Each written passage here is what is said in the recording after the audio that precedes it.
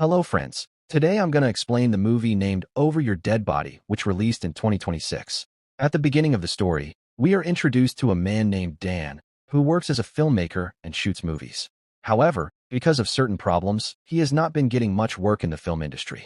As a result, he now earns a living by shooting small commercials and advertisements. At the moment, he has just finished filming an advertisement. Before heading home, he calls one of his friends and tells him that all the preparations have been completed and that he just needs to arrive on time. We also learn that Dan has gathered sand, tape, rope, and several other supplies. What exactly he plans to do with them will be revealed later in the story. Afterward, he goes to a retirement home to visit his father. Dan's father, Wilson, served in the military for many years. However, because of a serious leg injury, he was forced to retire. Dan tells his father that he is going to a cabin with Lisa, and that he will return after spending a few days there on vacation. Back at home, we meet Lisa, Dan's wife. The two have been married for about 4 or 5 years. However, their relationship is far from perfect. Even though they are husband and wife, they can hardly stand each other. They argue constantly and fight over the smallest things.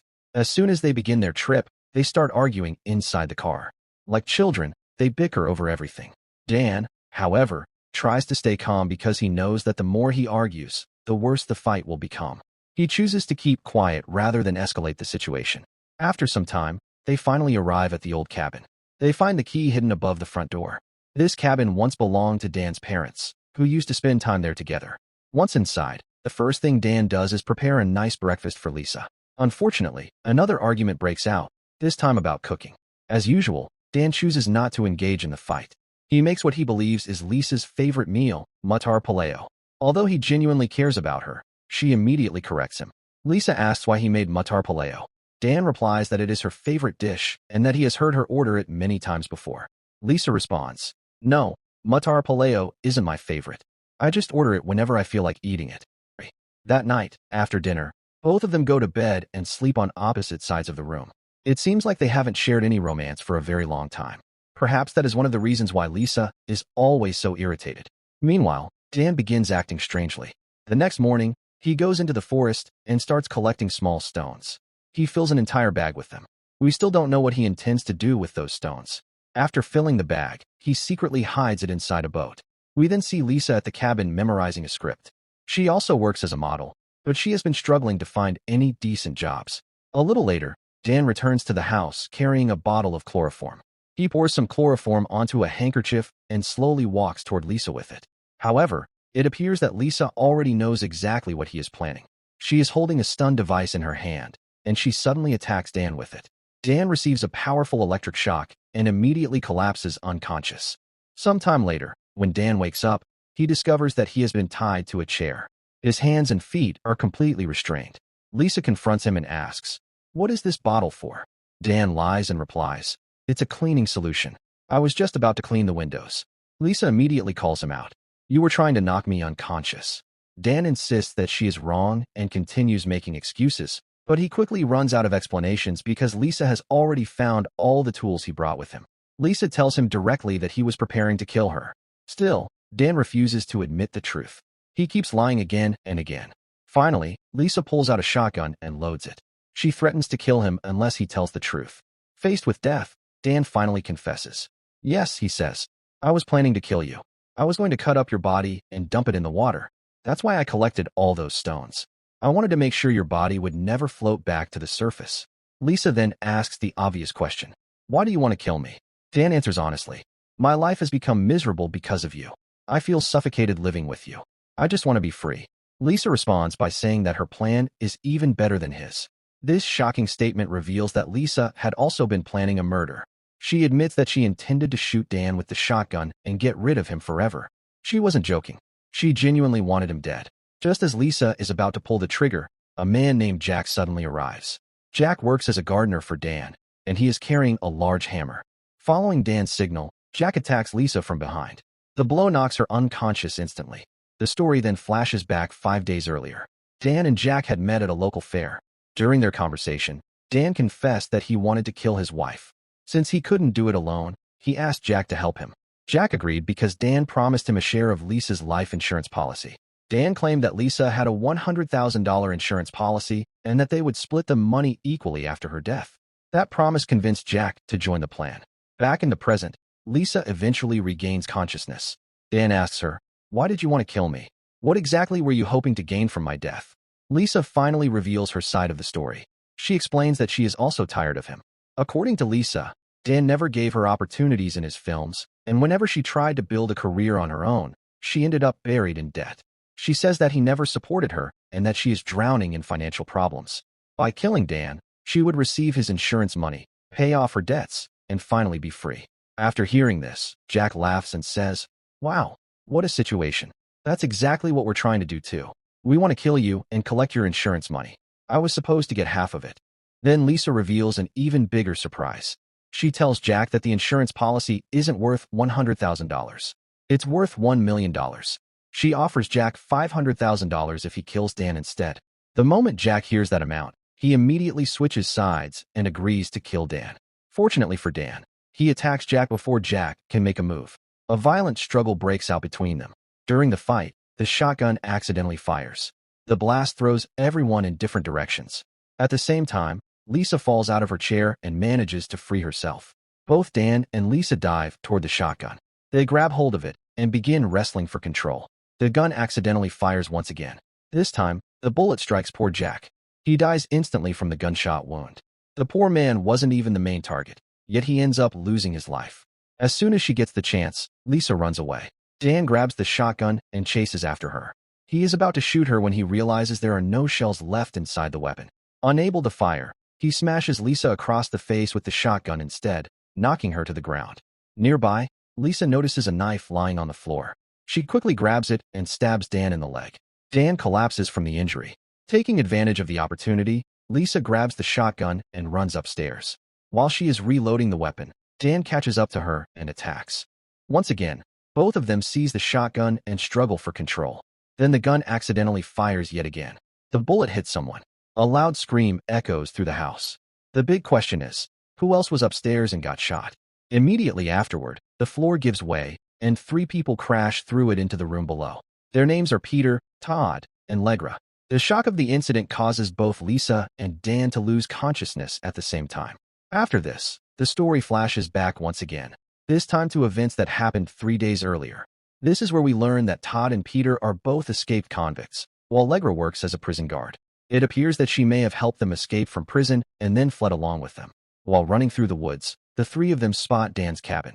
They need a place to hide and lay low for a while, so they decide to stay there. Fortunately for them, they don't even need to break in because the cabin key is conveniently hidden above the door. This makes things much easier. After entering the cabin, the first thing they do is find food and eat. Once they've finished, Peter tells the others that they should stay there for a few days until things cool down. Everyone agrees that it is a good plan. The group starts wearing whatever old clothes they can find around the cabin. The following day, Lisa and Dan arrive at the cabin.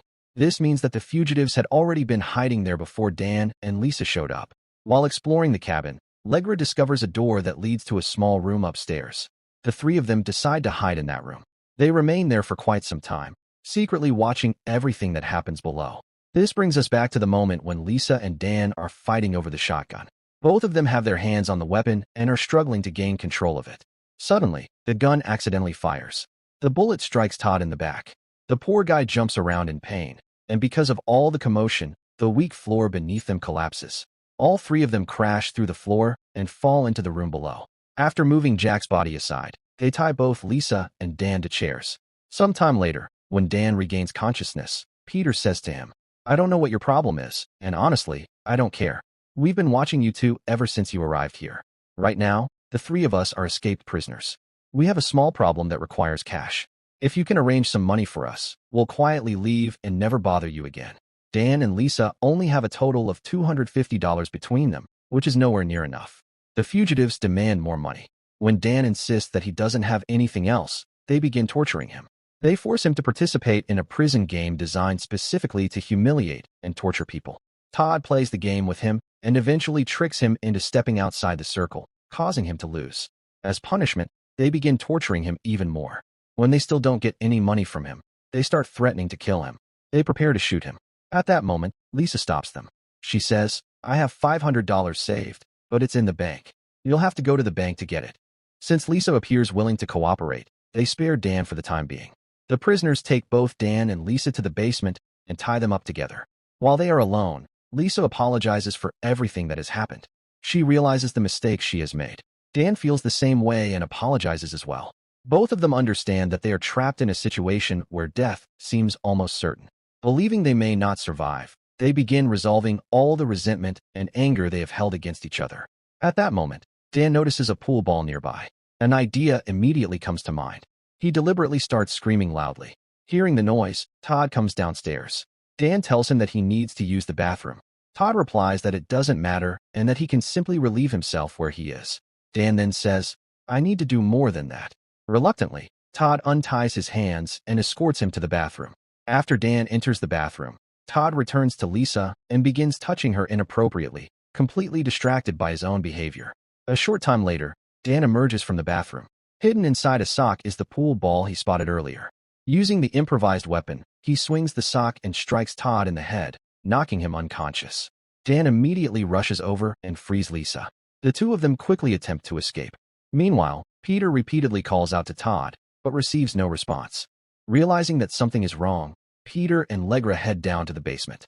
There they discover Todd lying unconscious on the floor. During the confusion, Lisa manages to run outside. However, Peter hears her footsteps. All three fugitives rush out of the house and begin searching for her. Lisa is hiding behind a pile of fallen trees near the cabin. Fortunately, none of them notice her. As soon as she gets an opportunity, she runs toward her car. Unfortunately, she realizes that she left the keys inside the house. After finally finding the keys, Todd suddenly appears with a gun. He snatches the keys from her hand. Todd is preparing to shoot her. Desperate to save herself, Lisa starts begging. She tells him that she is pregnant. Then she adds something even more shocking. She claims that the baby is not Dan's. At that exact moment, Dan arrives and overhears everything. Lisa pleads with Todd and says, "You can't kill a little girl for no reason." Todd replies, "Fine, I won't shoot you in the stomach. I'll shoot you in the head." He raises the gun and prepares to fire. Before he can pull the trigger, Dan attacks him from behind. A brutal fight breaks out between the two men. Taking advantage of the distraction, Lisa attacks Todd and tears part of his ear off. However, Todd quickly recovers and kicks Lisa away. He resumes fighting Dan and manages to injure him badly. After hurting Dan, Todd turns his attention back to Lisa and begins beating her mercilessly. During the struggle, Lisa finds a container of liquid and throws it directly into Todd's face. The liquid blinds him temporarily. Taking advantage of the opportunity, she smashes a large glass bottle over his head and grinds his face into the broken shards. Enraged, Todd grabs Lisa and throws her onto a table. He then wraps a wire around her neck and begins strangling her. Lisa struggles desperately to breathe. Fortunately, Dan regains consciousness at that exact moment. As soon as he wakes up, he rushes to save her. Another violent fight breaks out between Dan and Todd. Todd gains the upper hand and begins choking Dan. Trying to stop him, Lisa stabs Todd with a knife. Shockingly, the attack barely affects him. Determined to save Dan, Lisa grabs several more knives and repeatedly stabs Todd in the back. After 4 or 5 stab wounds, the final strike finally has an effect. Todd turns toward Lisa, preparing to attack her. Before he can do so, Dan attacks him from behind. Todd is seriously injured and collapses to the ground. Dan and Lisa immediately run upstairs. By this point, both Peter and Allegra have returned to the house. Dan and Lisa hide inside a small closet upstairs. While Peter and Allegra search the lower level with weapons, Dan and Lisa remain hidden. For a brief moment, Dan gets the chance to talk to Lisa. He says, "I heard everything you said. I know you're pregnant, and I know the baby isn't mine. But I don't care. I still want to save you. I'll do everything I can to get you out of here alive." Lisa quickly responds, "No, that's not true. I lied to him. I only said it to distract him." Hearing this makes Dan noticeably happier. Just then, Peter enters the room carrying a gun. He stops directly in front of the closet. Right as he is about to shoot, Dan bursts out and attacks him. Peter falls to the floor. Using the opportunity, Dan and Lisa run away. As soon as Lisa emerges from hiding, Allegra attacks her. Allegra is armed with a gun and is about to shoot Lisa. Before she can fire, Dan attacks Allegra from behind and saves Lisa. However, Peter witnesses everything. He smashes through a window and launches another attack on Dan and Lisa. Peter knocks Dan to the ground and begins beating him viciously.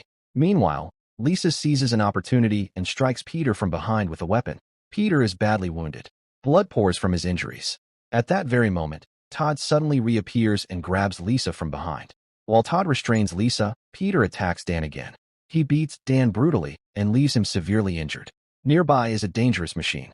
Peter intends to kill Dan by forcing his head into it. Just before he can do so, a car suddenly arrives. Peter steps in front of the vehicle. The driver slams directly into him. The driver turns out to be none other than Wilson. Wilson gets out of the car and calmly asks, "Who broke my window?" At this point, the story shifts to 6 hours earlier. A man was passing by the cabin during the night.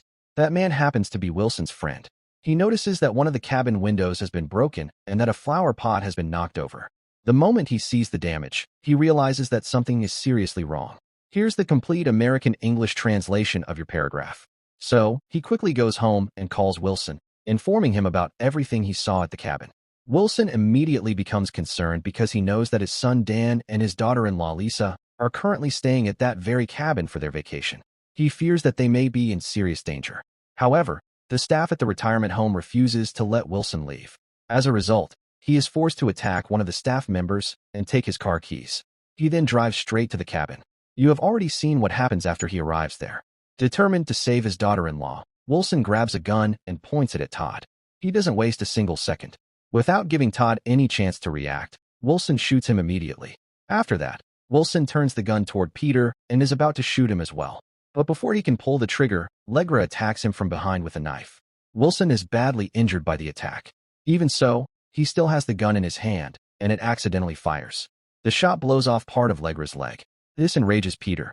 Furious, Peter attacks Wilson. Wilson is mortally wounded, but before dying, he tells his son to run away and save himself. Dan and Lisa quickly get into a car and try to escape. Peter attempts to stop them by firing his gun. One of the bullets strikes them while they are driving away, causing their car to crash into a tree. Both Dan and Lisa lose consciousness. Sometime later, Dan regains consciousness. He quickly helps Lisa up and tells her to run to the boat as fast as possible. "I'll handle everything else," he tells her. The story then shifts to Legra, whose leg has been severely injured. She goes into a room and applies ointment and bandages to her wound. Just as she begins to feel some relief, Dan arrives and breaks her injured leg again. The poor woman screams in agony. Legra begs Dan for mercy. She pleads with him and apologizes repeatedly. However, Dan refuses to forgive her. He shoots and kills her. We then see Lisa running toward the boat. She starts the engine and is just about to leave when Peter suddenly arrives. A short time later, after killing Legra, Dan comes outside and hears Lisa screaming. He runs toward the sound and discovers that Peter has taken control of the boat and is carrying Lisa away with him. At the first opportunity, Dan grabs hold of a rope attached to the boat. Peter has no idea that Dan is secretly following him. After climbing aboard from behind, Dan launches a surprise attack on Peter. A brutal fight breaks out between the two men. Peter quickly gains the upper hand and injures Dan. Meanwhile, Lisa somehow manages to find a flare gun. She fires it at Peter, but the shot misses him. Peter then turns toward Lisa and attacks her, injuring her as well. Dan gets back on his feet and continues fighting Peter. However, even this time he is unable to defeat him. Peter beats him down and injures him again. But at that very moment, Lisa finds an opportunity. She wraps a bag around Peter's neck. It is the same bag that Dan had filled with stones earlier in the story. Together, Dan and Lisa throw Peter into the water while the bag is still attached to him. The weight of the stones drags Peter beneath the surface. Unable to escape, he drowns. With Peter dead, Dan and Lisa are finally safe. Although they originally came to the cabin to enjoy a peaceful vacation, they ended up experiencing a horrifying and life-changing ordeal. The most important thing is that despite all the problems and tension between them, they stood by each other's side throughout the entire nightmare. Because they supported one another during such difficult circumstances, the resentment and bitterness between them disappeared. Their love for each other grew stronger once again. Eventually, they reconcile and begin living happily together. Later, when the police arrive, Dan and Lisa explain everything clearly. They tell the authorities that the escaped prisoners attacked them and that they were forced to kill them in self-defense in order to survive. Following the incident, both Dan and Lisa become quite famous. They even make a movie based on the events they experienced. The film becomes a huge success. And with that, friends, this story comes to an end. Hope you have enjoyed the video. If you do, please do like and subscribe my channel. See you in the next video. Till then, bye-bye.